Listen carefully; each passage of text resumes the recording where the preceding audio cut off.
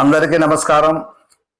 రేపు అనగా 16/3/2026 సోమవారం ఉదయం 10 గంటలకి అమరావతి రాజధానిలో మన ఆంధ్రప్రదేశ్ కూటమి ప్రభుత్వం ఏర్పాటు చేసినటువంటి 6.8 ఎకరాల పవిత్రమైన స్థలంలో 58 రోజులు నిరాహార దీక్ష చేసి మన తెలుగు జాతి కోసం, భావితరాల భవిష్యత్తు కోసం ప్రాణత్యాగం చేసినటువంటి శ్రీ అమరజీవి పొట్టి శ్రీరాములు గారి 58 అడుగుల కాంస్య విగ్రహ ఆవిష్కరణ జరుగుతుంది.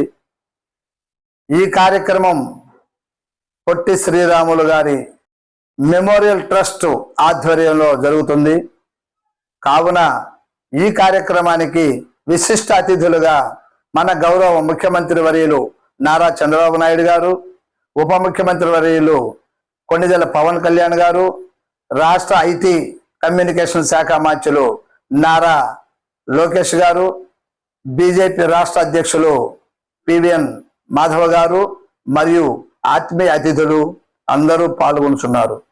కావున ఈ కార్యక్రమానికి మన తెలుగు జాతి కోసం ప్రాణత్యాగం చేసినటువంటి అమరజీవి పొట్టి శ్రీరాములు గారి 125వ జయంతి సందర్భంగా 58 అడుగుల కాంస్య విగ్రహ ఆవిష్కరణకు ప్రతి ఒక్కరూ పాల్గొని కులాలకు అతీతంగా, పార్టీలకు అతీతంగా ప్రతి ఒక్కరూ రేపు ఉదయం 9 గంటలకల్లా శాఖమూరి ప్రాంగణంలోకి వచ్చి ఆ యొక్క మహనీయుడికి నివాళులు అర్పించవలసిందిగా కోరుచున్నాను.